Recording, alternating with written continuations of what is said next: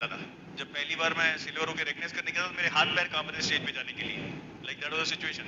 लेकिन इस सिस्टम की लाइक हेल्प से हम यहाँ आ गए। और पहला पोर्शन जो है हम आपसे बात करेंगे, अपने बारे में कुछ बताएंगे कि हम बिजनेस में आने के पहले क्या थे और बिजनेस में हमने क्या सीखा, इस मुकाम तक हम कैसे पहुंचे। और ये हमारा रैली पार्ट होगा जिसको हम अपनी कहानी कहते हैं। और मकसद सिर्फ इतना होगा कि हम आपको विश्वास और आशा दिलाना चाहते हैं कि अगर हम जैसा कपल इस बिजनेस को बना सकता है तो आप में से कोई भी बना सकता है। पहले आपसे सुधा बात करेगी और फिर मैं आपसे बात करने आऊंगा। सुनिए हमारी कहानी। Thank you. Thank you so much. पहले तो मैं सबसे पहले शुक्रगुजार करूंगी इस ऊपर वाले का जिसने हमने मनुष्य जन्म दिया और ऐसा मौका दिया उसको पाने के लिए जिसके लिए जन्म है। लेकिन उसको पाने के लिए एक यहाँ का रोल अदा करने के लिए एक हक हलाल की कमाई की भी जरूरत है और हम उसका शुक्र अदा करते हैं कि उसने हमें इस बिजनेस द्वारा वो भी दिया और ऐसा सिस्टम दिया जिसने हमारी जिंदगी ट्रांसफॉर्म कर दी, यानी कि पूर्ण जन्म हो गया हमारा। हम इतने एक्साइटेड हैं कि आपसे अभी शेयर करेंगे और शुक्र करते हैं कि ऐसी फैमिली में जन्म दिया, क्योंकि उसी फैमिली में जन्म लेके हमने वो कुछ सीखना था जो हमारे को सीखना जरूरी था। और मैं ऊपर वाले का बहुत ही शुक्रिया अदा करती हूँ कि उन दो जनों के अंदर ऐसा अपना वजह डाली, ऐसा ड्रीम डाला, ऐसा आइडिया डाला जिनका नाम रिच डिवोर्स जेव एंड एंडल है, जिन्होंने ये बिजनेस कॉर्पोरेशन है जो दुनिया में हजारों लोगों को मौका दे रहे हैं बेहतर जिंदगी जीने का, एक बैलेंस लाइफ जीने का। और फिर शुक्रिया दिया डेफिनेटली अपनी अपलाइन जो लूरिगिन हमारे डबल डायमंड है इस बिजनेस में, आई मीन मिलियनर है, और सुमित तानिया बहादुर जिन्होंने हमें बहुत प्यार से गाइड किया, पाला और आज तक हमारी जिंदगी में उन्होंने एक ऐसा अहम स्थान बना लिया कि जिसको हम पैसे से नहीं खरीद सकते। तो वी आर वेरी ब्लेस्ड। और आज हम जो भी बोलेंगे हम अपने दिल से बोलेंगे, कोई हम ट्रेंड स्पीकर नहीं है, सिर्फ जो हमने देखा हुआ हमारे साथ में वो आपसे शेयर करेंगे। मेरा जन्म दिल्ली में हुआ और ऐसे परिवार में हुआ जो कि ज्वेलर्स का परिवार है। हमारे दो ब्रदर हैं, तीन सिस्टर्स हैं, जिसमें से सबसे यंग मैं हूँ। और मैंने बचपन से अपनी मदर को घर को संभालते देखा, क्योंकि मेरे जो फादर थे बहुत अच्छे इंसान थे, लेकिन उनको शायद संगत के कारण ऐसी आदतें पड़ गई जिसकी वजह से वो अपनी फैमिली को लीड ना कर पाए। और मुझे बचपन में अभी तक याद है कि मैंने सिर्फ अपनी मदर को ही काम करते हुए देखा। और मेरी मदर चाहती थी कि मैं आगे बढ़ूं, कुछ बनूं। और बहुत उनकी तमन्ना थी, तो वो अनपढ़ थी, उनको जो भी वो कर सकी अपनी जिंदगी में उन्होंने 5 बच्चे पाले, क्योंकि ड्रीम था। जब ड्रीम होता है तो फिर उसको पाने के लिए इंसान कुछ भी करता है, स्पेशली लेडीज, उनमें एक इमोशनल एक ऐसी जागरूकता आ जाती है। जैसे कि एक लेडी का मैंने सुना था कि उसने 300 टन का ट्रक उठा लिया था क्योंकि उसका बच्चा उस ट्रक के नीचे दबा हुआ था। तो आप सोच सकते हैं जब हमारा ड्रीम स्ट्रांग होता है, वजह स्ट्रांग होती है, ताकत हमारे अंदर होती है। तो ऐसे मेरी मदर को मैंने देखा, वो स्ट्रगल किया, उन्होंने नथिंग बट स्ट्रगल, और एक हॉस्टल में मुझे डाला। और फिर लेटर ऑन मेरे बड़े ब्रदर ने इसका चार्ज लिया, उन्होंने टेक केयर किया और फिर से फैमिली ऊपर आ गई। और वो आज ज्वेलर्स हैं दिल्ली में, हमारी 20 से ज़्यादा between the family gold and diamond की ज्वेलरी है। उनके पास में सब कुछ है जो पैसा दे सकता है, गाड़ी, बंगला, फार्म हाउस, लेकिन वो बैलेंस लाइफ नहीं है जिसके बारे में हम आज आप बात करेंगे।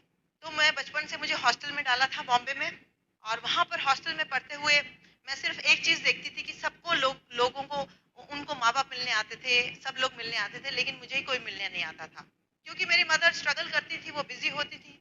तो मुझे अब एक वैराग्य पैदा हो गया था और बचपन से मेरा झुकाव परमात्मा की ओर ज्यादा बढ़ गया था कि ऐसा क्यों। जो मैंने देखा था बचपन से, संगत से अपने फादर को गलत आदतें पढ़ने के द्वारा डिस्ट्रॉय होते, हालांकि हमारे ग्रैंडफादर बहुत ही बड़े ज्वेलर थे, बहुत अच्छे इंसान थे, लेकिन ऐसा होता है ना कि तप करने के बाद में राजपाठ मिलता है और राजपाठ करने के बाद में नर्क मिलता है। क्या कारण है? क्योंकि जब तप करने के बाद में राजपाट मिलता है तो वैसी आदतें नहीं मिलती जो उस राजपाट को संभाल सकें, तो आगे वो नर्क की ओर ले जाती हैं, क्योंकि ऐसी चीजें करते हैं जिनका हमारा रेपोक्रेशन या जो हमारा जो उसका कॉन्सिक्वेंसेस हैं वो अच्छे नहीं होते। ये आम हमने देखा है कि एक पुश्त अमीर दूसरी पुश्त उसको बचा के नहीं रख सकती, क्यों? क्योंकि उसके पास में आदतें नहीं होती। तो मैंने अपने फादर को वो देखा था, वो करते हुए, वैसे भोगते हुए। और फिर हॉस्टल में मेरे को नन्स ने बहुत प्रभावित किया। मैं बॉम्बे में बैंड्रा में माउंट मैरीज में पढ़ती थी, और वहाँ पर मुझे नन्स के संगत में ऐसा लगता था कि मैं बड़े होके मैं भी नन बनूंगी, मुझे भी कुछ उसके बारे में जानना है, क्योंकि बहुत बड़ा क्यों था मेरी जिंदगी में, वो क्यों का क्या आंसर है मुझे मालूम नहीं था। और फिर उसके बाद में मेरी क्योंकि संगति सत्संग में बहुत रही, और फिर विनोद मुझे मिले और हमारी शादी हुई, हमारे 3 बच्चे हैं और बड़ा बेटा पायलट है, अमेरिका में है, आजकल कनाडा जा रहा है, इस बिजनेस में वो फाउंडर टीडी है और उसका नाम कपिल है। हमारी बेटी है जिसका नाम है कनिका। अभिजीत हमारे सन इन लॉ है, वो अमेरिका में सेटल्ड है, वो भी इस बिजनेस में है। और हमारे जो समधी हैं वो बल्कि रिटायर्ड हुए हैं महाराष्ट्र में last year as director general crime, Poona में भी लास्ट पोस्टिंग थी उनकी। बहुत अच्छी फैमिली है, बहुत अच्छे इंसान है जो वैल्यूज रखते हैं फैमिली में, अपनी लाइफ में।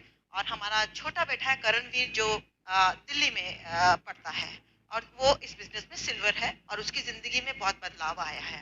अब 1996 में मैं ऐसे मोड़ पर थे जिंदगी में कि आपको विनोद अपनी बताएंगे कि हमारी जिंदगी में बहुत सारे बिजनेसेस आए, बहुत सारे गए, बहुत सारा पैसा कमाया, बहुत सारा गवाया। और उसके दौरान मुझे मैं बैंड स्टैंड में जब रहती थी तो वहां पर करण मेरा बेटा एक रात को उठ के दूसरी बिल्डिंग में चला जाता था नींद में।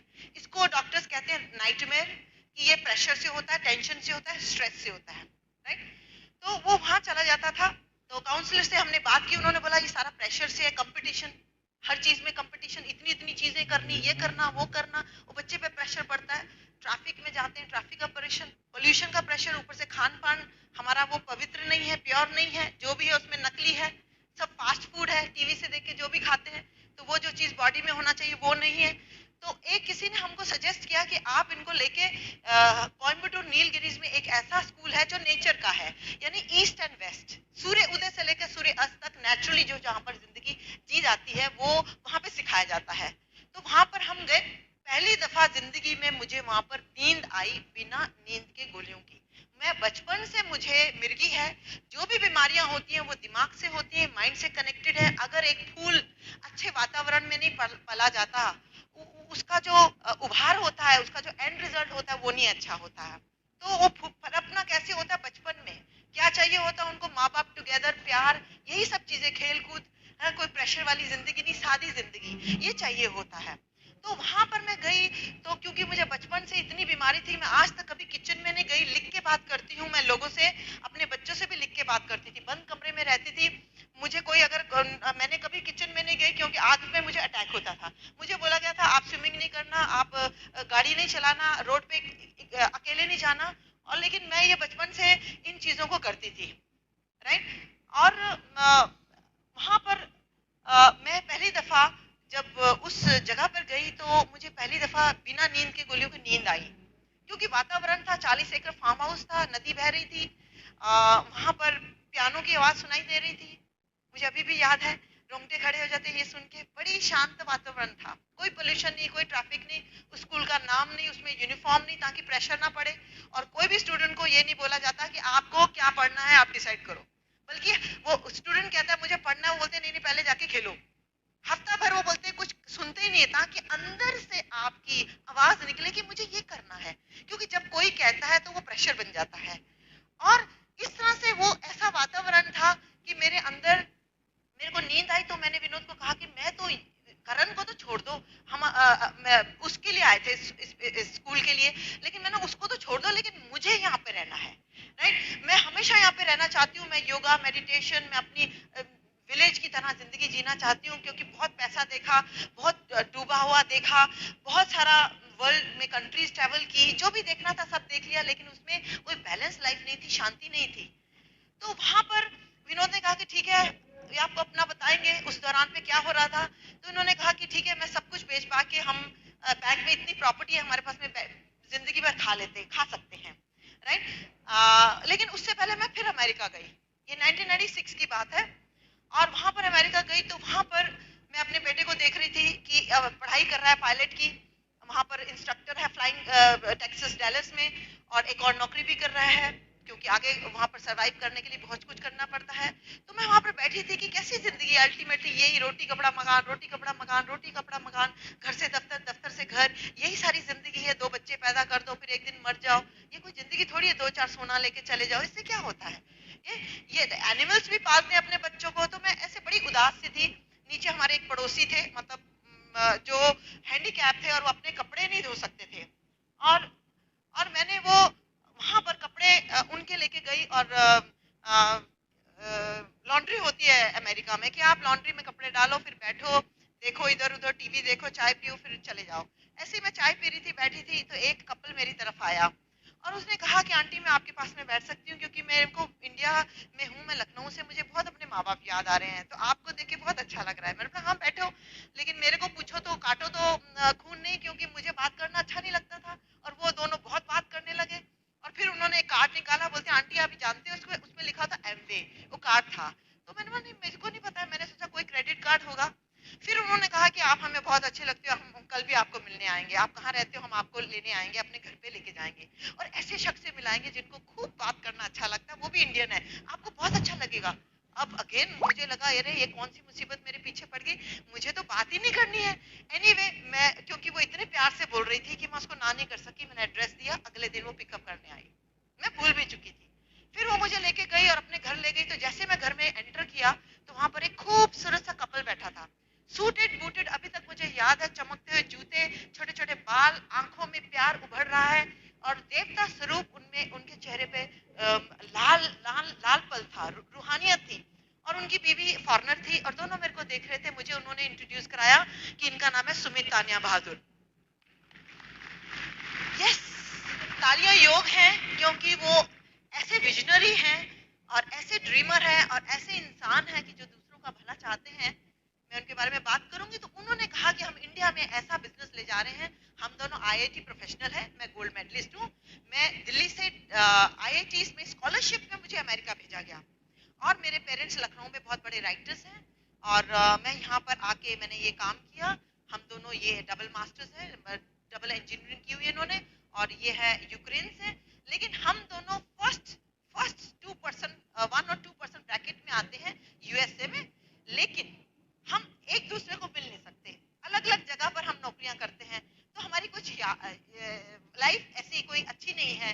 और एक बारी मैं स्कॉटलैंड गया तो वहां पर जो ये बिजनेस की हम बात कर रहे हैं आपसे, वो स्कॉटलैंड में मुझे एकदम से ठनका कि ये जो बिजनेस मैं जो समझ नहीं पा रहा था, मेरी बीवी तानिया ने पहले किया और मैंने कहा कि आप इसको करते रहो, लेकिन स्कॉटलैंड गई तो मुझे याद आया, ही सेइंग कि मुझे याद आया कि जहां भी दुनिया में कहीं स्कॉच बिकती है तो जॉन एफ कैनेडी की फैमिली को कुछ पैसे बहुत जगह से आते हैं रॉयल्टी इनकम के रूप में।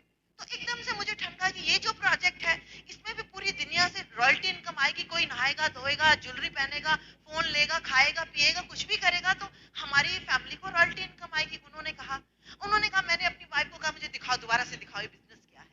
और फिर बोलते मैं इतना एक्साइटेड हूँ इस बिजनेस के लिए, हम इंडिया इसको एक्सपेंशन कर रहे हैं और हम तलाश में हैं चंद लोगों के जो इस तरह की लाइफ चाहते हैं जिसमें कि बैलेंस लाइफ है और हम उनकी तलाश में हैं।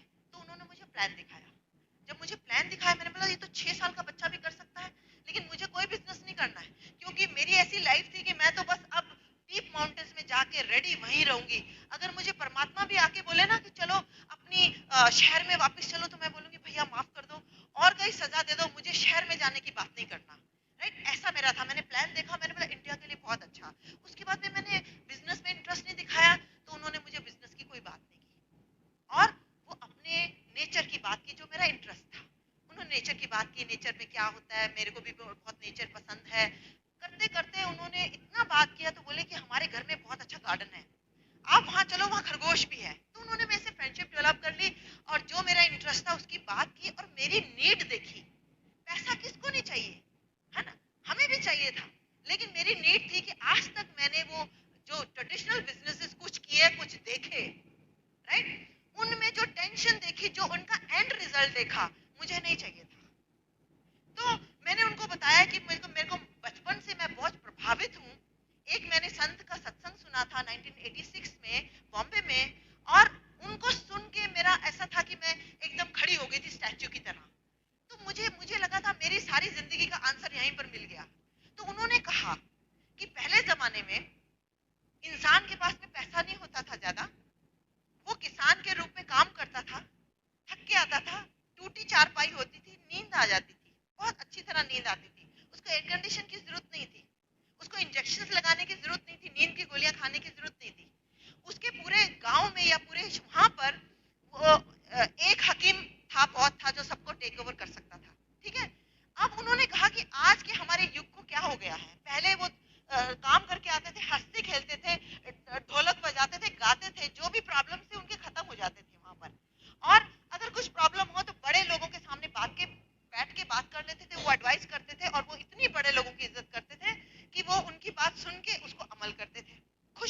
थी, हालांकि वो पैसे उनके पास में ज्यादा नहीं थे, डिग्रियां नहीं थी ज्यादा, लेकिन वहां पर ना अस्पताल थे, ना डिवोर्स केसेस के कोर्ट थे, ना क्राइम ज्यादा होता था। लड़ाई होती थी तो दो चार डंडे से दो चार आदमी मरते थे। तो उन संत ने कहा कि आज हमारे पास में सब कुछ है, पैसा देख लो, पैसा इतना है कि घरों में हम अलग अलग कमरों में अलग अलग एयर कंडीशन अफोर्ड करते हैं, अलग अलग गाड़ियां हैं, लेकिन हस्बैंड वाइफ को नहीं मिल सकता, बच्चे माँ बाप को नहीं मिल सकते। जब वो आते हैं, वो जब स्कूल जाते हैं वो सो रहे होते हैं, जब वो आते हैं तो वो सो रहे होते हैं। किस किटी पार्टी में वो जा रही होती है, हस्बैंड को वाइफ का पता नहीं, वाइफ को हस्बैंड का पता नहीं, बहन को भाई का पता नहीं, और भाई को बहन का पता नहीं कि कहाँ जा रही है, किसके साथ में जा रही है। कोई एक दूसरे पे 5 मिनट बैठे तो बर्दाश्त नहीं कर सकते एक दूसरे को, अगर बैठते भी है तो टीवी के सामने बैठ जाते हैं। राइट, ये लाइफ है कि सब कुछ है, और जितने अमीर हैं उतने हार्ट अटैक है, उतने उनके पास में केसेस है, उतने उनकी टेंशन है, उनके चेहरे पे कभी मुस्कान नहीं है। हाँ, देखने में वो बहुत बड़े अमीर आदमी है। तो वो संत कह रहे थे कि हुआ क्या है हमारी इस सिविलाइजेशन को, कि एंड रिजल्ट देख लो, अमेरिका में सबसे ज्यादा पैसा है, हाई सिविलाइजेशन है, इतनी मेडिसिन में हम तरक्की कर चुके हैं, लेकिन कितने लोगों की बीमारियां होती है, हल होती है, कितने लोगों को अस्पताल में बिस्तर मिलता है। पहले अनाज कम होता था, सबको मिल जाता था, आज इतना अनाज है कि नदियों में फेंक जाते हैं, भाव ना बढ़ जाए उनका, भाव बढ़ाने के लिए। 50 यानी कि आधी दुनिया भूखी सोती है। आज माँ बाप देख लो, बच्चों से डरते हैं, और बच्चे अपने माँ बाप को बताते हैं क्या करना क्या नहीं करना। ठीक है, ये क्या हो गया है? छोटे छोटे बच्चों को बीमारियां हैं, वो डिस्को जाते हैं, बियर बार्स में जाते हैं, मम्मी को नहीं है पता, गाने गाते हैं। ठीक है ना ही उनको बताना चाहिए, यानी कि हो क्या गया है। क्या बात है कि इतनी पढ़ाई, इतनी सिविलाइजेशन, इतनी हमारी टेक्नोलॉजी, इतनी इंजीनियरिंग, सब कुछ होने के बाद में हमारी जिंदगी में क्या हो गया। तो उस संत को सुना, मैंने बोला बिल्कुल सही कह रहे हैं, अब हमारी जिंदगी में तो कुछ हो नहीं सकता, हम तो चलो भैया माउंटेन्स में जाके रहेंगे। लेकिन सुमित के घर में जब गई तो उन्होंने कहा आप कल मेरे साथ में आएंगे, मैं आपको लेने आऊंगा, ऐसा सेमिनार, ऐसी संगत कि आप सुन के हैरान हो जाएंगे। अब मुझे सेमिनार में इंटरेस्ट नहीं था, लेकिन वो इतने प्यारे लगे कि उनको मैं ना नहीं कर सकी। अगले दिन वो मुझे लेने आए और ऐसे ही सेमिनार जैसे आज आप अटेंड कर लो, उस सेमिनार में ले आए। उस सेमिनार में मैंने देखा तो जैसे मैंने सत्संग अटेंड किया था और उन्होंने बताया था ये प्रॉब्लम है, और साथ में ये भी कहा था कि हर एक प्रॉब्लम का एक सोल्यूशन होता है। राइट, तो वहां पर जब मैं सत्संग में गई थी तो मेरे रोंगटे खड़े हो गए थे, क्योंकि वहां प्योरिटी थी। तो जब इस सेमिनार में आई तो मेरे को फिर से वैसी एकदम फीलिंग आई जैसे कि उस सत्संग में आई थी। इसका मतलब आज जितने भी लोग बैठे थे उसमें प्योरिटी थी, थॉट्स प्योरिफिकेशन की थी। तो वहां पर इंजीनियर, डॉक्टर, साइंटिस्ट, हर तरह के लोग आ रहे थे, जैसे यहाँ पर भी लोग आएंगे। डिफरेंट लोग इस बिजनेस में क्या कर रहे हैं, मैं उनको सुन रही थी। मैंने बहुत बढ़िया है, इंडिया के लिए बहुत बढ़िया है, मेरे लिए नहीं है। लेकिन एक डेंटिस्ट स्टेज पे आया, उसने कहा कि मेरे सिर पे कर्जा था बहुत, और कर्जे की वजह से मैं ड्रग्स खाता था, और ड्रग्स की वजह से मेरी फैमिली लाइफ खराब हो गई, और हम डिवोर्स की तरफ जा रहे थे, और कर्जा इतना था कि ऐसा लगता था कि अपने आप को खत्म कर लूं। लेकिन इस बिजनेस की संगत इतनी अच्छी है, इस एजुकेशन सिस्टम की, जो ये एजुकेशन सिस्टम उन्होंने बताया, इसकी संगत इतनी अच्छी है कि जिसने पहले मेरे को इनवाइट किया, सबसे पहले मेरी ड्रग खाने की आदत छूटी, और हमारी फैमिली सेव हो गई, क्योंकि इसमें वैल्यूज होती है, फैमिली टुगेदर होती है, हस्बैंड वाइफ एज टीम काम करते हैं, और पैसा तो मेरे पीछे भागता है, कर्जा तो कब का एक इतिहास हो चुका है। आज मैं जिंदगी में डायमंड हूँ, मिलियन हूँ, दुनिया की सैर करता हूँ, इतना हेल्दी हूँ, और मेरी फैमिली को मैंने एक सिक्योरिटी दी और उनको एक एग्जाम्पल बन के बताया कि क्या तुम पा सकते हो, और जो मैं करता हूँ मेरे बच्चों को जाएगा, ना सिर्फ पैसा, ये वैल्यूज। तो जब मैंने सुना तो मुझे एकदम से उस संत का सत्संग ढूंढने लगा दिमाग में, और मैंने लगा ये तो सोल्यूशन है। ये तो वो पहले मैं सोचती थी सत्संग तो जो लोग उम्र गुजार चुके हैं उनके लिए, काश कोई ऐसा सत्संग होता जो बच्चों के लिए होता, जवान लोगों के लिए होता, क्योंकि उन्होंने ही तो आगे भविष्य का निर्माता फाउंडेशन तो उन्होंने रखनी है। तो एकदम से मुझे लगा कि ये वो मॉडर्न सत्संग है, यही वो सोल्यूशन है जिसमें हस्बैंड वाइफ टुगेदर, और हजारों लोगों को शराब पीने की गलत आदतें, हर तरह की डिस्ट्रक्टिव आदतें जो बर्बाद करते हैं, जो संगत से मिलती है, इसमें निकल जाती है, और इसमें बहुत अमीर होते हैं, गाड़ी बंगले भी होते हैं, पैसा पीछे बहता है, लेकिन ईमानदारी का, क्योंकि कुछ चंद ऐसी प्रोफेशन या बिजनेस बिजनेस होंगे जिसमें प्योर ईमानदारी होती है, क्योंकि क्या क्या नहीं देना पड़ता, रिश्वत देनी पड़ती है, शराब पिलानी पड़ती है, क्या क्या कैरेक्टर से गिरना पड़ता है, पॉलिटिशियन की चिट्ठी लेके जानी पड़ती है, अनफेयर चीजें होती है, चाहे वो पैसा जैसे भी कमाए तभी चैन की नींद नहीं आती, इंजेक्शन लगा के सोना पड़ता है, कितने कितने केसेस होते हैं इसी के कारण, क्योंकि वो हक हलाल एक प्योरिटी से नहीं आती है। हम प्योर बिजनेस चाहते हैं लेकिन सिस्टम ही ऐसा नहीं है, तो हमें भी वही करना पड़ता है। तो मैं इसको देख के बहुत एक्साइटेड होगी, मैंने बोला ये तो सतयुग का सत्संग आ गया और मेरे अंदर एक ड्रीम जागा, मैंने बोला ऐसा ही मुझे चाहिए था, हमारी फैमिली इस बिजनेस में होनी चाहिए, ठीक है। फिर मैंने इसको देखा, इसको अमल किया और फैक्ट्स करके विनोद को ये बिजनेस समझाया। ये तब इंडिया में थे, मैं सिर्फ विजिट करने गई थी। ही वाज अ विजनरी, इन्होंने बोला कि एफएमसीजी गुड्स हैं ये तो खूब चलेंगी, लेकिन जो एंड रिजल्ट मैं देख चुकी थी, जो मैंने फीलिंग कर ली थी, जो गुड़ मैंने चखा था इन्होंने नहीं चखा था। तो फिर मैं इंडिया आई और इंडिया में सुमित बहादुर हमें फोन करके ये बिजनेस के बारे में बात नहीं करते, सिर्फ हमारी रिलेशनशिप डेवलप करते, हमारी फ्रेंडशिप कैसे है क्या है, यानी कि उन्होंने फोन पे इन्वेस्टमेंट किया इतना, क्योंकि उनको विजन थी कि जो बच्चा अभी पैदा नहीं हुआ वो बड़ा होके इस बिजनेस में आएगा, वो प्रोडक्ट जो अभी इन्वेंट नहीं हुई वो इस बिजनेस में जब आएगी तो सोचो क्या बिजनेस होगा पूरे वर्ल्ड में। पूरे वर्ल्ड में जो भी नहाए धोएगा, कुछ भी चीजें लेगा, वो आपको और आपके बच्चों को रॉयल्टी इनकम के रूप में आएगा। सिर्फ एक फ्रेंचाइजिंग को डेवलप करना है, उनको विजन थी, इसलिए इतना पढ़ लिख के वहां गए, वो वापस इंडिया आ गए और इंडिया 1997 में आए, प्रमोट किया बहुत सारा फंक्शन, और वैसे फंक्शन में मुझे लेके गए जहां पर जो कि अभी होने वाला है जून में। अब मैं आपको बताऊं, हमारे बिजनेस बहुत नीचे आ चुके थे, ऊपर नीचे हमारे पास में गाड़ी था, बंगले थे, लेकिन गाड़ी में पेट्रोल डालने को पैसे नहीं थे। ये सिर्फ हम अब सेमिनार में बता रहे हैं, हमने हमारी डाउनलाइन किसी को नहीं बताया। हमारे पास में पैसे बिल्कुल नहीं होते थे कि हम इसको कैसे डालें, क्योंकि हो सकता है हमें भी वो चीजें के थ्रू गुजरना पड़ा ताकि हम बता सकें लोगों को कि आप हर हालत में बिजनेस बिल्ड कर सकते हो, क्योंकि हमें उसकी आदत नहीं थी जो हमारे सर्कमस्टांसेस थे, लेकिन हमने उन सर्कमस्टांसेस की तरफ ध्यान नहीं दिया, हमको क्या मिलेगा उसकी तरफ ध्यान दिया। तो फिर ये बिजनेस के लिए सुमित ने, इतने अच्छे प्रमोटर है, उन्होंने वो बिजनेस प्रमोट किया, बोले ऐसा फंक्शन होने वाला है अमेरिका में, तब ये 1997 की बात है, यहाँ बिजनेस नहीं आया था, और वो मुझे प्रमोट करते रहे तो मैं देखती रही, ऐसा लगा मैं भी चलूं। विनोद ने नोट किया तो विनोद ने कहा, हमारे पास में उस टाइम बिल्कुल पैसे नहीं थे, लेकिन कहीं से पैसा आया, उन्होंने मुझे लाखों रुपए खर्च करके 3 दफा मैं अमेरिका गई हूँ, सिर्फ ये जानने के लिए क्या ये सच है। मैंने उन करोड़पतियों की संगत की जो इस बिजनेस से हर डिफरेंट बैकग्राउंड से थे और इस बिजनेस में थे। फिर तो एक ही हो गया कि ये तो बिजनेस मैं करके ही रहूंगी। अब क्या चैलेंज क्या आया, अभी विनोद ने वो चीज जो अभी देखी नहीं थी, टच नहीं की थी, टेस्ट नहीं की थी, तो उन्होंने कहा हम बिजनेस करेंगे, प्लान दिखाते थे, लेकिन ड्रीम की एक्साइटमेंट और ये सब एक्साइटमेंट उनको अच्छी नहीं लगती थी। तो मैंने प्लान दिखाना चालू किया, हमारे घर में सुमित आते थे, बहुत सारे लोग आने चालू हुए, आते गए। हमारी एक बेटी, अपनी बेटा है छोटा, मेरा छोटा करणवीर, उसकी टीचर है फरजाना, वो आती थी और बहुत सारे लोगों को प्लान दिखा के सिर्फ बोल के हमारे पास भेजती थी। वो आगे करते करते करते वहां पर एक ऐसा शख्स आया जो बोला कि मेरे सिर पे बहुत कर्जा है, मुझे ये बिजनेस करना है। तो हमने बोला लेकिन हम आपको क्यों हेल्प करेंगे, बोले कि मैं सीखने को तैयार हूँ, मानने को तैयार हूँ, और मेरा नाम पंकज टिटोरिया है, मैं ये पाके ही रहूंगा जो इस बिजनेस में है। हमने बोला ठीक है, हम उनको हेल्प करते रहे, आगे बढ़ते रहे, और उनका ड्रीम था, लेफ्ट राइट क्या था मुझे मालूम नहीं।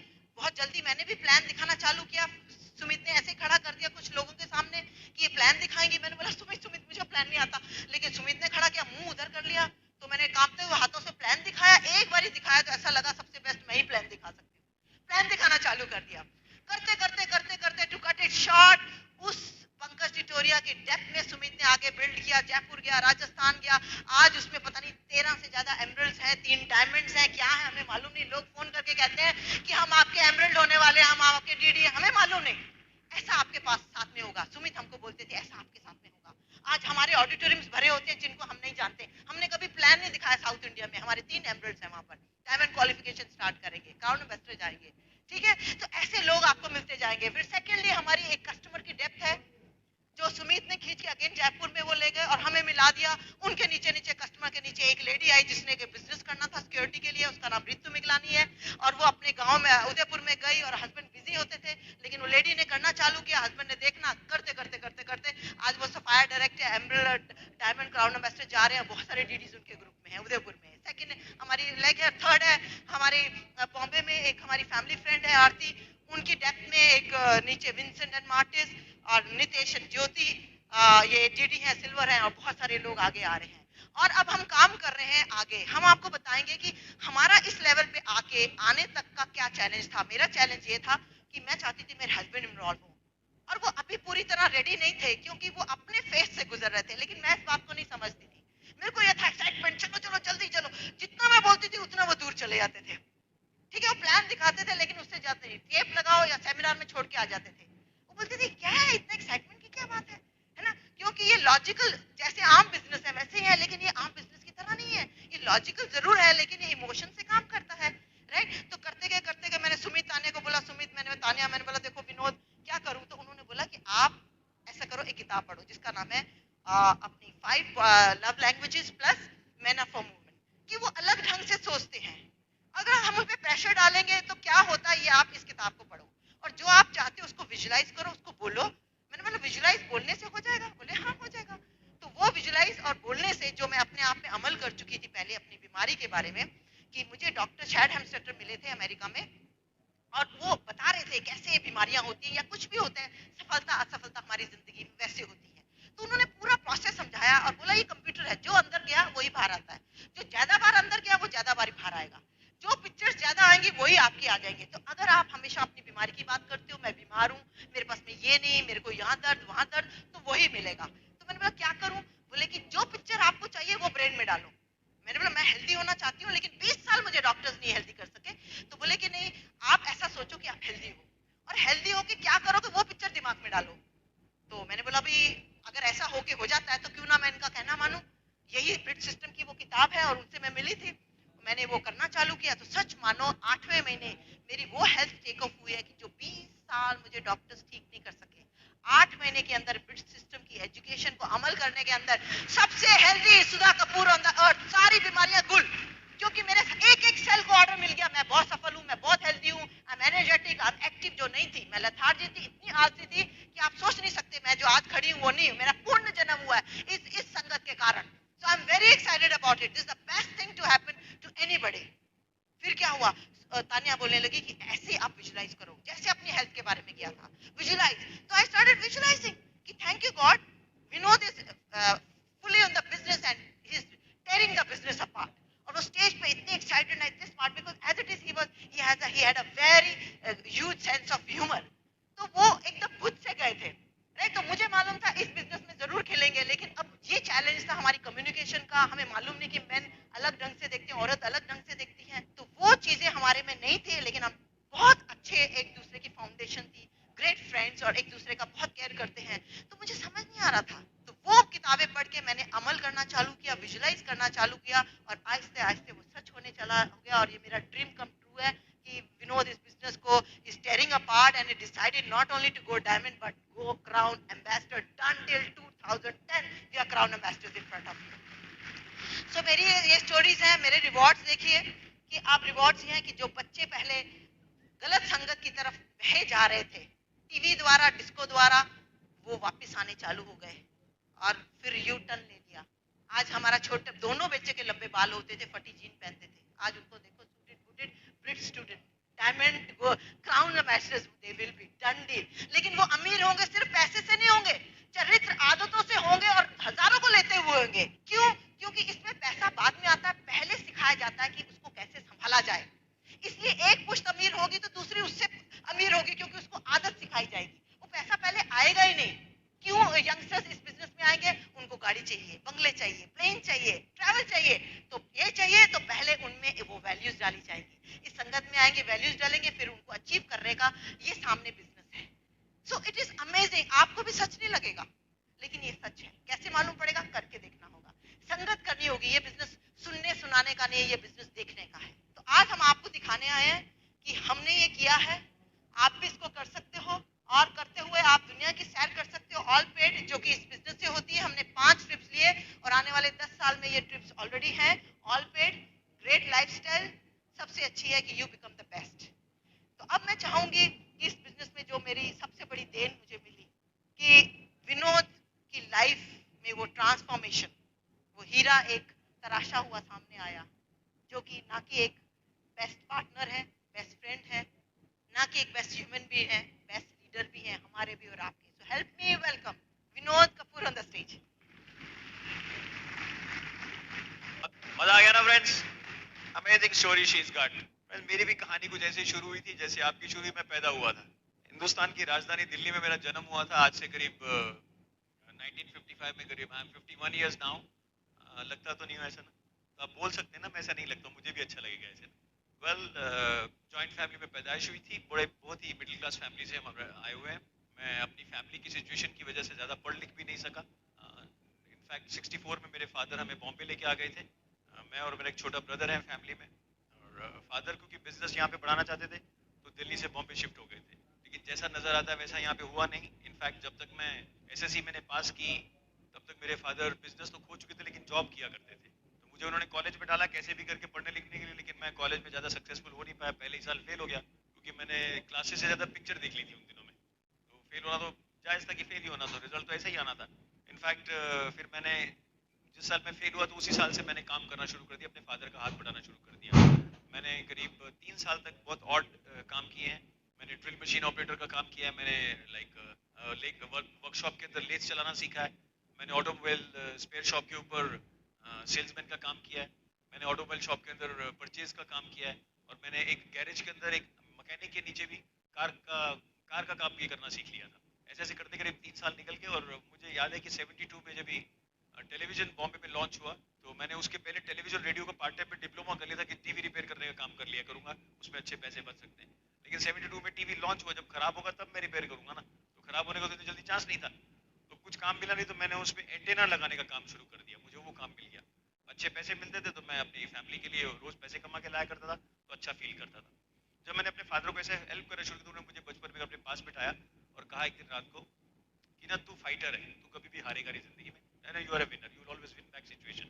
तो वो मेरे चीज में वो माइंड में बैठ गई थी बात ऐसे. इस तरह जिंदगी चलती रही. 74 में मुझे एक टेक्सटाइल मिल के अंदर जॉब मिल गया जो मैंने 1982 तक किया. वहाँ पे मैं बहुत हार्ड वर्किंग बहुत ईमानदारी से काम करता था. तो हर साल अप्रिशिएट भी किया जाता था. कैश रिवॉर्ड्स भी मिलते थे. लेकिन 82 के अंदर मुझे एक बार ऑफिस में बुलाया कहा कि आज से आपको हमें आपकी जरूरत नहीं है. अब मुझे समझ नहीं आएगी भी क्यों क्यों जरूरत नहीं है. तो मैंने अपने फ्रेंड्स को पूछा भी ऐसा क्या मैं कल तक इतना अच्छा था इस कंपनी के अंदर आज मैं निकाल क्यों दिया जा रहा हूँ.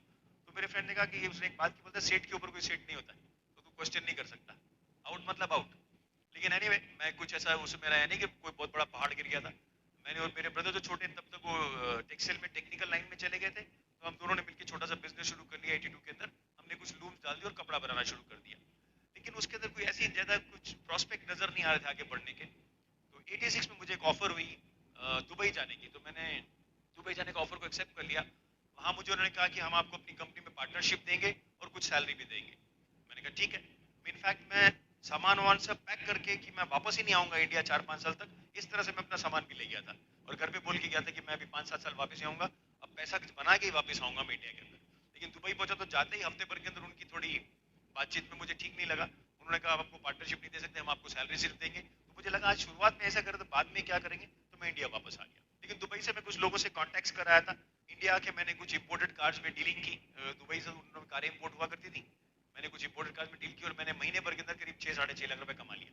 और बचपन से मेरा थोड़ा सा रुझाव फिल्म लाइन की तरफ रहा क्योंकि हमारी फैमिली में मेरे एक फ्रेंड थे मेरे फादर के फ्रेंड थे वो फिल्म लाइन से कनेक्टेड थे. तो हमारा थोड़ा बहुत कनेक्शन था फिल्म लाइन से. इनफैक्ट मैं छोटे पर में जब किसी हीरो देखा तो हीरो बनने का दिल करता था. किसी पायलट को देखा तो पायलट करने का दिल करता था.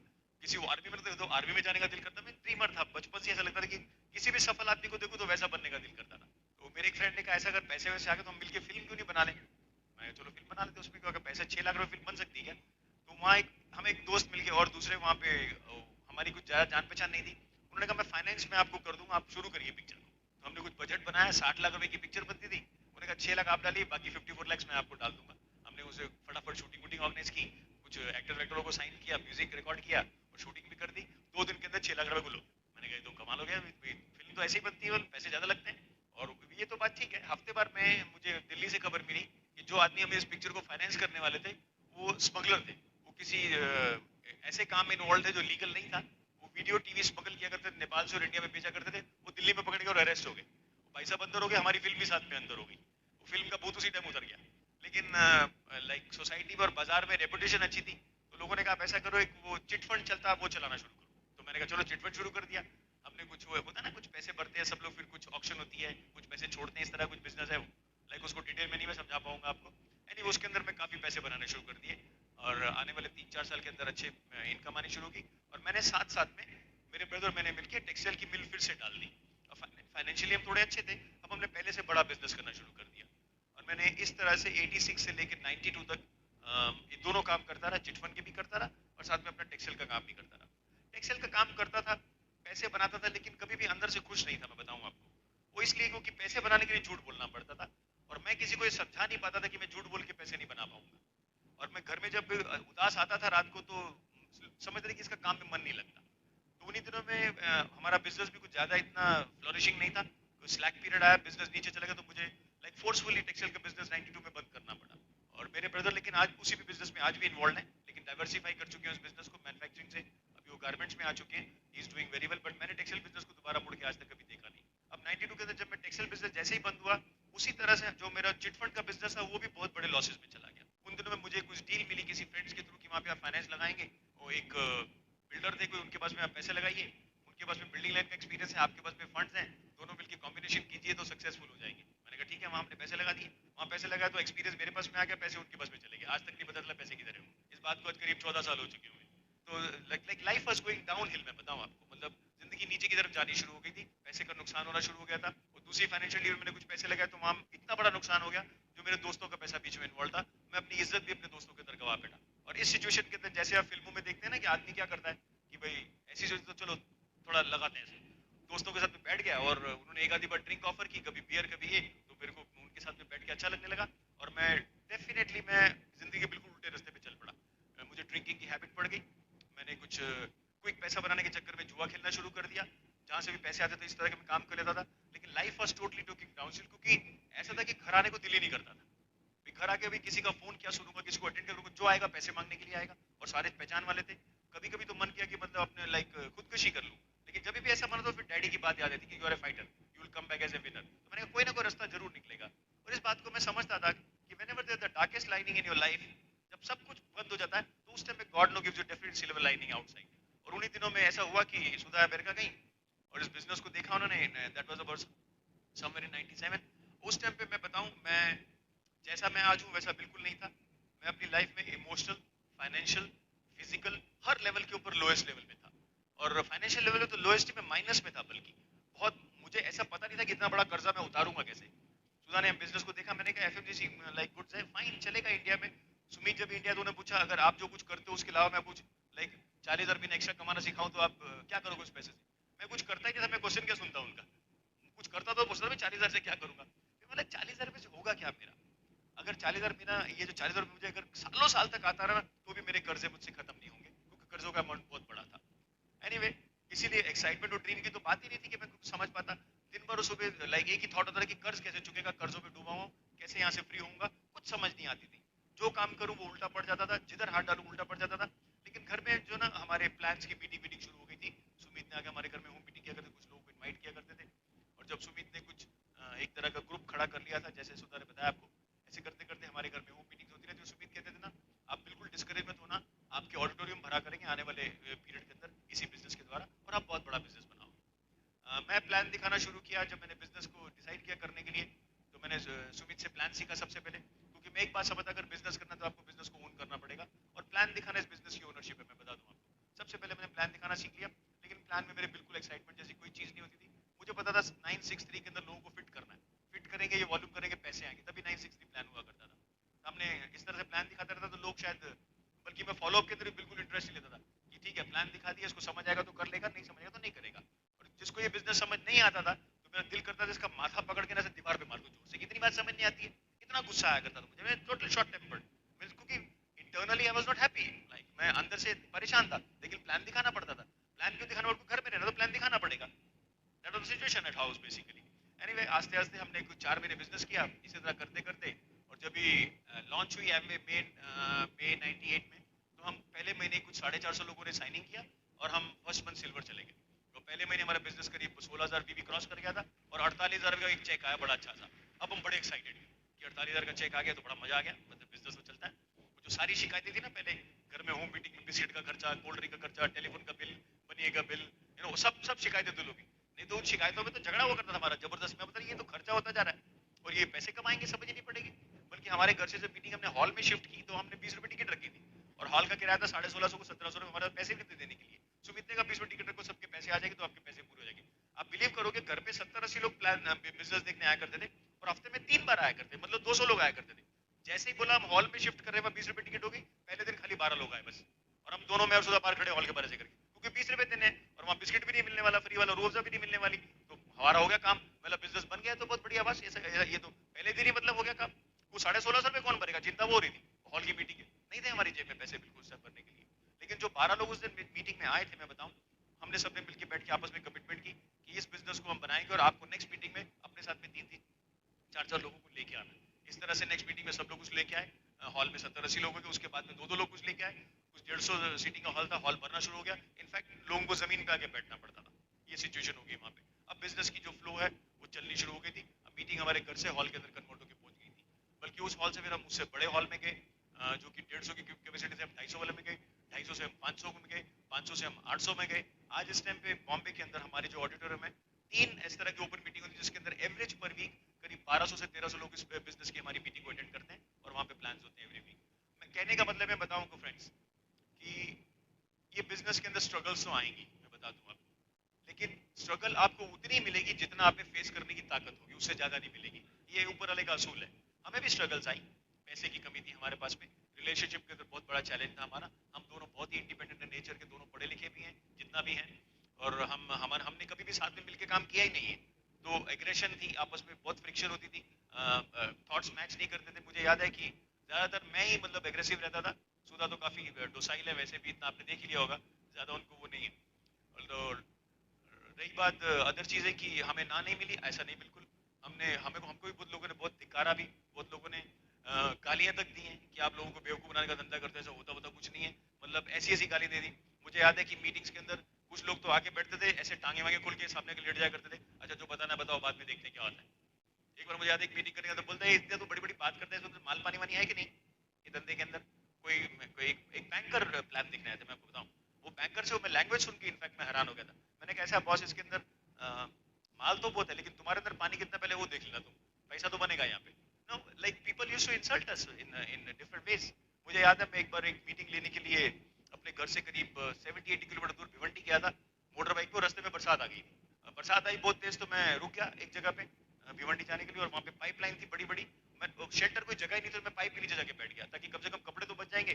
और आप बिलीव करोगे पाइप का सारा पानी रोड को जो गंदा था ना वो आके और मेरी शर्ट के ऊपर आके लग गया। वहां से जब बरसात रुकी तो मैं गया मीटिंग में, जिस बिल्डिंग में मीटिंग में गया तो वहाँ पे कुछ टावर था 16-17 माले का, इलेक्ट्रिसिटी नहीं थी और प्लान था 11th फ्लोर के ऊपर। हमने कहा चलो चल के चलते हैं ऊपर।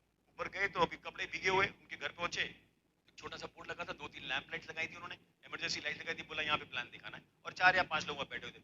मैंने कहा गिले कपड़ों में प्लान कहाँ से दिखाऊंगा मैं, मतलब ये तो मतलब चांस ही नहीं है। तो मैंने कहा आप मुझे अपने कपड़े जरा लोन कर दीजिए ताकि मैं अपने कपड़े चेंज करके मतलब प्लान दिखा लूँ। आप मेरी हाइट देख लीजिए कितनी है, और जो प्लान होस्ट थे उनकी हाइट गिरीश साहब जैसी थी, करीब 6 फुट 2 इंच होगा उनका कद। अभी उनकी शर्ट और पैंट मैंने पहनी है, पैंट को नीचे से फोल्ड किया, शर्ट को फोल्ड किया, कुछ नहीं, मतलब बेली एक्चुअली शर्ट ही बहुत थी, पैंट पहनने की जरूरत भी नहीं थी अगर मैं पहनना नहीं चाहता तो। लेकिन दिखाया प्लान मैंने वहां पे। फिर आपको लगता है वहां से कोई साइनिंग निकली, नहीं, कोई वहां से कोई साइन नहीं आया, लेकिन बिजनेस चलता रहा ऐसे। मुझे याद है कि मैं इनफैक्ट ये बात किसी को नहीं पता, सुधा को भी नहीं पता, जो हमारे पास में कार थी एक बार मैं लेके अपने बिजनेस के लिए अपनी मीटिंग के लिए नहीं, किसी क्रॉस लेन की मीटिंग मुझे इनवाइट किया गया था, मैं पनवेल में प्लान दिखाने जा रहा था। उस कार का नाम ने टैक्स भरा हुआ था, ना उसकी इंश्योरेंस थी, और वो कार के कुछ पेपर्स नहीं थे प्रॉपर, और मुझे आरटीओ ने घाटकोपर पे पकड़ लिया। जैसे उसने हाथ दिखा मैं बोला विनोद कपूर आज तो तू गया, ये गाड़ी गई हाथ से, क्योंकि टैक्स जो उसकी लेबिलिटी थी करीब 18,000 रुपए के ऊपर जो हमारे पास में थे नहीं देने के लिए। वो कार उसने कॉन्सिक्यूट की, आज भी मेरे पास में चिट्ठी पड़ी हुई है, मैंने आज तक सुधा को भी नहीं बताया। इनफैक्ट मैं आज पहली बार किसी से ये बात शेयर कर रहा हूँ। मैंने सुधा को बोला कार का एक्सीडेंट हो गया और टोटल लॉस में चली गई। उसने आरटीओ ने मुझे बता दिया कि कार अगर आप नहीं उठाओगे एक दिन के अंदर तो यहाँ के लोग चोर हैं, ये कार को तोड़ तोड़ के चोरी करके ले जाएंगे। और वही हुआ। मैं सेकंड डे कार चेक करने गया तो उसका स्टीयरिंग ही गुल था, थर्ड डे कार चेक करने गया तो कांच गुल थे, फोर्थ डे कार चेक करने गया तो उसकी सीट्स गुल थी, और सातवें दिनों कार मुझे नजर ही नहीं आई। लेकिन वो लेटर आज भी मेरे पास में कि आपने अपनी रिस्पॉन्सिबिलिटी में कार यहाँ पे छोड़ी। I never told you this. मैं पूछा कहाँ है गाड़ी, का बोला गाड़ी का टोटल एक्सीडेंट हो गया, आगे पीछे दोनों तरफ से लग गई थी, अब गाड़ी वापस नहीं आ सकती, let's forget about it. Like ऐसा भी हुआ हमारे साथ। और वो प्लान मैं अपने लिए दिखाने नहीं जा रहा था, मैं बता दूं आपको। फिट की मीटिंग नई नई शुरू हुई थी और मुझे किसी ने इनवाइट किया था पेंट में प्लान दिखाने के लिए, मैं वो प्लान दिखाने जा रहा था। इस तरह से मतलब होता रहा हमारे साथ में, लाइक चैलेंजेस रहे। लेकिन मैं बताऊं the best thing is that अगर आप इस सिस्टम में टिके रहेंगे ना तो you will have strength to fight all the challenges back, because system के अंदर टिके रहते हुए आपका जो ड्रीम है ना वो एनहेंस होता रहेगा आस्ते आस्ते। मैं बिजनेस में आया था, I had no dream about like anything, मेरे को कोई ड्रीम नहीं था बिजनेस में कि मुझे 40,000 की इनकम भी इंटरेस्ट नहीं करती थी। हाँ, जब सिल्वर गए तो हमारी टीम इतनी बड़ी हो गई थी कि लोगों से, जब मैं लोगों के साथ में जुड़ गया तो लोगों से मुझे प्यार होना शुरू हो गया और मुझे लोग अच्छे लगने लगे। और लोगों की आंखों में जब हमने होप्स देखी जो हम देते थे उनको, उनका जो विश्वास हमारी तरफ था वो मैं तोड़ नहीं सकता था। इस तरह से बिजनेस बढ़ता गया हमारा। हमने 18 लाख से बिजनेस की शुरुआत की। जो पहले मंथ साइनिंग हुई थी हमारी 16,000 पीवी का बिजनेस था। पहले मैंने 48,000 का चेक था। नेक्स्ट मंथ आप सबको क्या होगा, नेक्स्ट मंथ हमारा चेक ड्रॉप है 48,000 से 8,000 पे आ गया सीधा, क्योंकि नेक्स्ट मंथ वॉल्यूम ही नहीं हुआ। वॉल्यूम कहाँ से होगा, एक एक लीटर की बोतलें, 6 प्रोडक्ट थे, और कहाँ से वॉल्यूम क्रिएट होगा, हमें पता नहीं वॉल्यूम लाइक रिपीट वॉल्यूम कहाँ से आएगा। सुमित को फोन किया, अभी जब कभी भी कोई उल्टी बात हो तो सुमित को सबसे पहले पकड़ने का, क्योंकि वो अपलाइन हमारी। सुमित ने कहा ऐसा है विनोद, ऐसा ही होता है, रिपीट वॉल्यूम करने के लिए एक नंबर गेम खेलनी पड़ेगी, आपका स्ट्रक्चर अभी बिल्कुल सही है और ये चेंज हो जाएगा, you just take care of the structure. लेकिन नहीं हुआ, मैं बताऊं आपको, वो जो वॉल्यूम हमारा लाइक 16,000 से 8,000, 8,000 से 7,000, 7 से 6, 6 से 4 करते करते दिसंबर के महीने तक I think we were left at just 2,000 point volume. लेकिन उन्हीं दिनों के अंदर जो पंकज है उनका ग्रुप बढ़ता जा रहा था, वहां से वॉल्यूम क्रिएट होता जा रहा था। और हुआ यूं कि by the end of that year दिसंबर में जब रिन्यूअल का टाइम आया तो आउट ऑफ 18 ग्रुप्स हमारे 13 ग्रुप्स उन्होंने रिन्यू ही नहीं कराया। Groups, I am not telling distributorship, जिन्होंने मतलब फर्स्ट मंथ वॉल्यूम क्रिएट हुआ था उनके द्वारा 18 में से 13 लेग्स कुल, 5 लोग रह गए खाली। अब मुझे बताइए ऐसा कोई बिजनेस है जो 18 में से 13 मतलब करीब 65-70% बिजनेस आपका डूब जाए और दोबारा इस बिजनेस को खड़ा कर सकते हैं। लेकिन मैंने सेमिनार में सुना था कि this business is very very forgiving, you can rectify the business, you can change your structure and again make it happen. हमने काम वैसे ही शुरू करते रहे और आने वाले 6-7 मंथ्स के अंदर, ये 6-7 महीने ये निकल चुके थे और आने वाले 6-7 महीने में पंकज जो है सिल्वर क्वालिफाई की तरफ बढ़ गया था, पंकज सिल्वर हो गए, हमने साइड वॉल्यूम कंट्रोल किया, हमने रिक्वालीफाई कर लिया। उसके बाद में हम बिजनेस में फिर रुके नहीं, हम प्लैटिनम हुए। दिल्ली में हमें पहला ट्रिप मिला, एमवे का जो फर्स्ट ट्रिप था, that was very exciting for us. We stayed in a very nice hotel, we were given information on Amway's business future, उनका विजन क्या है, क्या क्या कंपनी करने जा रही है, बिजनेस में क्या होगा, सब चीजों को देखा सुना, बहुत अच्छा लगा। तो उससे हम फाउंडर प्लैटिनम गए। जैसे ही फाउंडर प्लैटिनम गए हमने 12 महीने मेंटेन किया तो हमें पहली इंटरनेशनल ट्रिप मिली जो हमने बैंकॉक ट्रैवल किया। बैंकॉक में बिजनेस में आने के पहले करीब 15-17 बार जा चुका हूँ, क्योंकि जब मेरा पीरियड ऐसा था उन 82-83 के अंदर, तो मैं एज ए कैरियर बैंकॉक जाया करता था किसी टीम के साथ में। वो लोग कपड़े भर के देते थे बैग के अंदर, मैं लाके बॉम्बे में डिलीवरी किया करता था। मैं वो भी काम कर चुका हूँ। तो बैंकॉक मुझे इस तरह के ट्रिप्स मिले थे, लेकिन ऐसा ट्रिप कभी नहीं मिला। We had a fantastic stay, we had wonderful time. मैं बताऊं आपको, अगर जब तक आपने हस्बैंड वाइफ ने एमवे का एएलएस एंजॉय नहीं किया ना, अगर ट्रिप में जाएगा तो आपने कभी कुछ नहीं एंजॉय किया, because they keep you on your ऐसा, आपको हथेली पे बिठा देते हैं, आपको राजा रानी जैसे ट्रीट करेंगे जब आप उस ट्रिप्स में आओगे। They really take phenomenal care of you, है ना। देयर इज नो खाने पीने की कमी नहीं, घूमने की कमी नहीं। इनफैक्ट आपको ट्रिप्स के ऊपर वैम मनी देते हैं, that is walk around money, जिससे आप शॉपिंग भी करने जा सकते हैं। सफायर, हम प्लैटिनम से हम सफायर हुए, सफायर से फाउंडर सफायर हुए, बल्कि फाउंडर नहीं हम फाउंडर सफायर हो गए, लंबाई चलते रहे, है ना। काफी ज्यादा फाउंडर सफायर पे टिके रहे। वहाँ पता नहीं क्या चैलेंजेस समझ नहीं आ रही थी कि ऐसा क्यों हो रहा है कि हम जो लेग क्वालिफाई करने की कोशिश कर रहे हैं उसको हम क्वालिफाई नहीं कर पा रहे थे। शायद उस लेग के अंदर अभी वो ड्रीम नहीं थे कि उनको जाना था सिल्वर या मिलिट्री, और हम इमोशनली उसी लेग पे इन्वॉल्व होकर वहीं पे काम करते जा रहे थे। एनीवे उनमें से जब वर्किंग निकलती गई, ग्रुप बढ़ा, नंबर्स चेंज हुए, तो उसकी क्वालिफिकेशन शुरू हुई। तब हमने एक ही साल के अंदर एमरल्ड और फाउंडर एमरल्ड दोनों क्वालिफिकेशन एक ईयर के अंदर पूरी कर ली। और फाउंडर एमरल्ड चाहते ही हमारी लाइफ में कुछ ऐसी सिचुएशन आई कि हमें अपना घर चेंज करना पड़ा। जिस घर में रहते थे उस घर के अंदर आसपास की लोकेलिटी बहुत कंजेस्टेड हो गई थी, कमर्शियल एरिया होगा, तो मेन रोड के ऊपर घर था, सुंदर घर होने के बावजूद वहाँ पे रहने जैसा सिचुएशन भी नहीं रह गई थी। तो घर बेचा, फिर घर खरीदा। घर बेचने और खरीदने के अंदर हमारे करीब 15 महीने ऐसे निकल गए कि हम बिजनेस के अंदर ज्यादा फोकस नहीं कर पाए। और एमरल्डशिप के लेवल के ऊपर कुछ कंफर्ट भी थे। जब भी घर की प्रॉपर्टी वगैरह बेची तो उसमें जो कुछ ऐसे बचे, उससे एक अच्छी कारें आ गई हमारे पास में, we have two wonderful vehicles to drive, जिसमें से एक कार हमारे पास में बिजनेस की तरह से आई है और एक कार हमने पर्सनल लेवल से खरीदी हुई है। और हमारे एक छोटा सा फार्म हाउस ले लिया हमने बॉम्बे के नजदीक, करीब 80-85 किलोमीटर दूर है। तो हमें जगह मिल गई और हमने उसको देखते ही खरीद लिया। बहुत ही सुंदर जगह, मैं बताऊं आपको, 2 एकड़ जमीन है वहाँ पे, करीब 130 कोकोनट ट्रीज हैं, 20-25 मैंगो ट्रीज हैं, 20-25 चीकू ट्रीज हैं। वहाँ पे मैं खुद की वेजिटेशन लगाता हूँ। एक बड़ा सुंदर सा बंगला है वहाँ पे, 2 बेडरूम हॉल, ओपन एयर है। आप रात को अगर कभी चांदनी रात में वहाँ पे आके बैठो तो you will have wonderful time, क्योंकि ऐसी जगह आपको कभी देखने को मिलेगी नहीं। घर के पीछे नदी बहती है, थोड़ा सा दूर माउंटेन्स है, mean it's a wonderful place to live. आप वहाँ अगर 4 घंटे सोते हैं तो आपकी नींद पूरी हो जाती है, you get up in the next morning, get up so fresh. तो ये हमारा सपना था, हम ऐसी जिंदगी लाइक जिएंगे। इसीलिए आई थिंक गॉड ने हमको ब्लेस कर दिया, एक छोटा सा एग्जांपल हमें दिखा दिया कि आप इस 2 एकड़ ज़मीन में रह के देखिए कि आपको यहाँ रहना कैसे लगता है। क्योंकि मेरा जो अल्टीमेट ड्रीम इस बिजनेस में ऐसा है कि मुझे शहर में तो रहना है नहीं। मेरा ड्रीम है कि मैं 300 एकड़ ज़मीन लूँगा, कि मैंने बिजनेस में आने के पहले भी मेरा ड्रीम यही था कि मैं इस ड्रीम के लिए बिजनेस बनाऊंगा कि मुझे फार्मिंग करनी है। मैं 300 एकड़ ज़मीन का मेरा प्लान है कि मैं 300 एकड़ ज़मीन लूँगा, जिसमें 6 एकड़ ज़मीन के अंदर मैं अपना घर बनाऊंगा। अपना घर, swimming pool, tennis court, health club, ये सब चीज़ें मैंने ऑलरेडी अपनी प्लान करके रखी हुई है on a piece of paper. बाकी जो ज़मीन बचेगी उसमें करीब 40 to 50 फार्मर्स की फैमिली को इनवाइट करूंगा जो मेरे साथ में आके रह सकते हैं, वो रहें हमारे साथ में, खेती बाड़ी वो करें, जो भी हम मिलके पैसे कमाएंगे वो हम साल के एंड में 60-40 कर लिया करेंगे, जैसे एमवे का प्लान चलता है। 40% मैं खुद रख लूंगा, 60% मैं उनको दे दिया करूंगा। That is my dream to live. और ये मैं आपको बताऊं, the way our business is going, ये हम 2010 के अंदर कर लेंगे, ये हमारा प्लान है। क्योंकि हमारा प्लान है कि हम like planning for diamond ship, EDC ship double and crown ambassador, that is in 2010, that is our goal. In fact ये गोल कहाँ से पैदा हुआ मैं बताऊं, बिजनेस में आया तो मेरे को इस बिजनेस में ड्रीम नाम की चीज ही नहीं थी मेरे पास में कि ड्रीम होता क्या है। लेकिन जैसे जैसे संगत में रहा, लोगों की लाइफस्टाइल देखता रहा, चेंज होती रही है, जिसके अंदर हमारे क्रॉस लाइंस ने बहुत हेल्प किया। ल्यूरिकन ऑफ कोर्स जो हमारे डबल डायमंड है इस बिजनेस के अंदर, उन्होंने मुझे हमेशा बहुत ही जैसे हैंडल विद केयर, बहुत ही लविंग और बड़ी बड़ी लाइक इमोशनल नेचर के आदमी है। उन्होंने मुझे डेवलप किया। वो हमेशा कहते थे कि you are like my elder son, my son is as old as you, if you make any mistake I am going to spank you, he used to tell me. See mentorship मिली, सुमित का साथ मिला। सुमित जैसा human being मेरी life में तो आया नहीं। मेरे को लाइक मेरा काफी एक्सपीरियंस है जिंदगी में, ये दो आदमियों ने आके मेरी जिंदगी के अंदर बहुत ही बड़ा इम्पैक्ट डाला। I am highly influenced by both those people. In fact I always want to do something I can make both of them proud. So I never do something कि मैं कभी सुमित को या ल्यू को मेरी किसी वजह से कहीं नजर झुकानी पड़े अपनी, ऐसा मैं कभी भी होने नहीं दूंगा। They take care of everything what we have, personal हो, बिजनेस हो, कुछ भी हो। सुमित मेरे से उम्र में यंग है, लेकिन जब हम काउंसलिंग पे बैठते हैं तो सुमित मेरे सीनियर होते हैं। हाँ, जब हम बाहर डिनर के लिए जाते हैं then Sumit and we both speak as friends.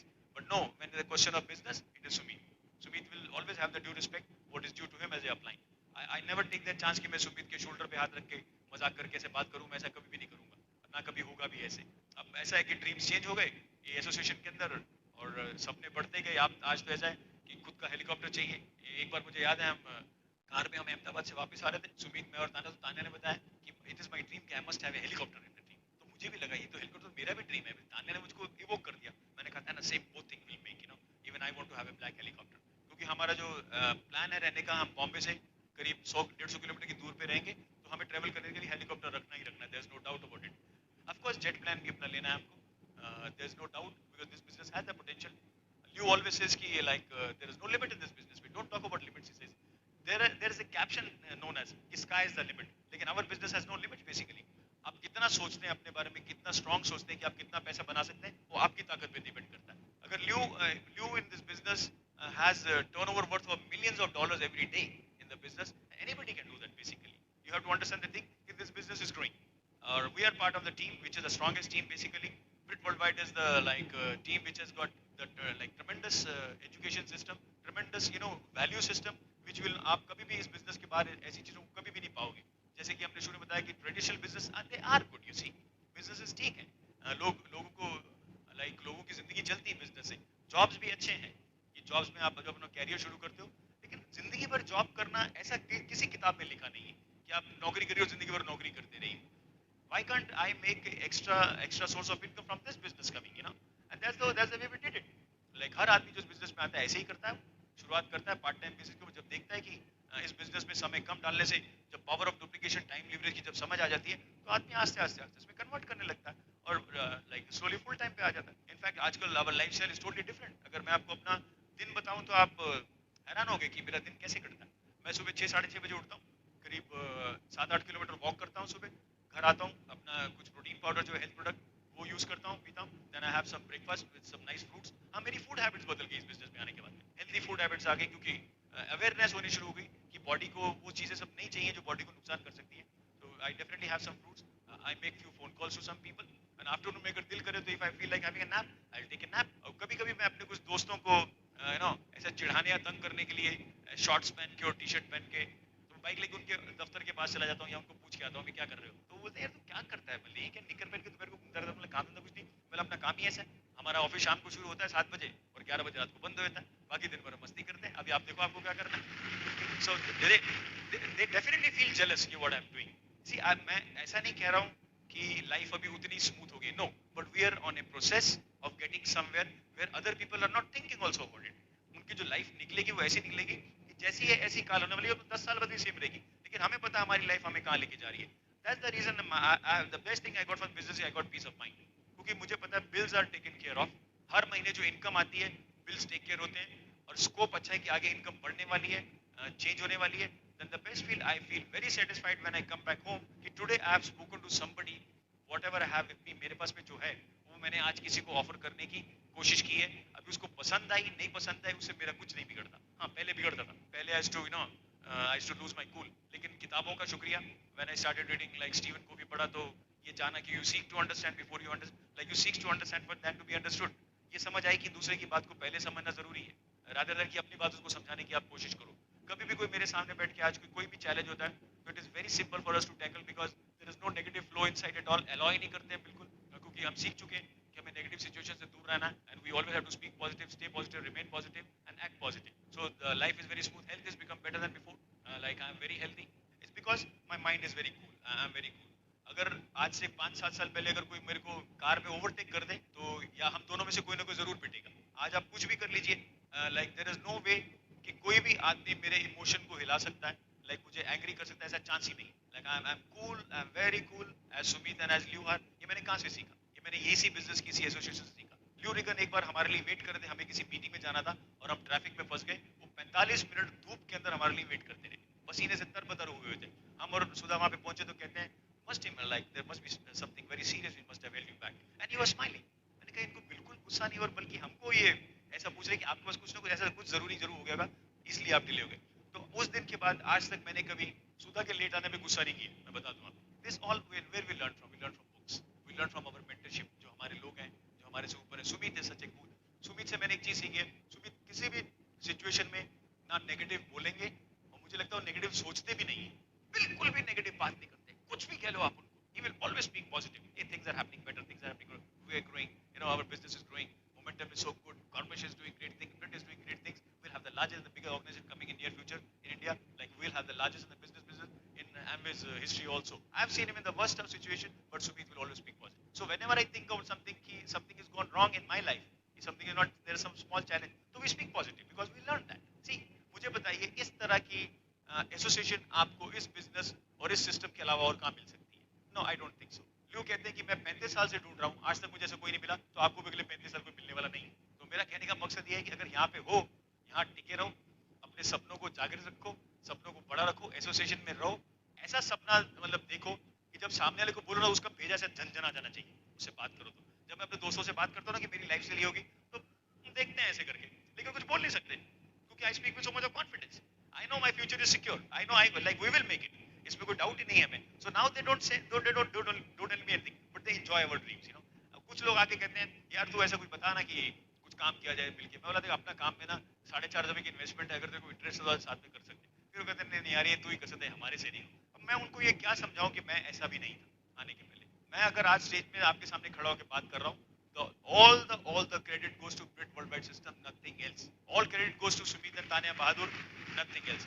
We are not heroes, we are not, no extraordinary people. हम कोई भी असाधारण व्यक्ति लाइक नहीं है. हम बहुत ही नॉर्मल फैमिली से आए हुए, एक मिडिल क्लास फैमिली से आए हुए ऑर्डिनरी कपल हैं, लेकिन इस सिस्टम ने ना हमें ऐसा बना दिया कि हम आपके सामने आज खड़े होकर बात तक कर सके.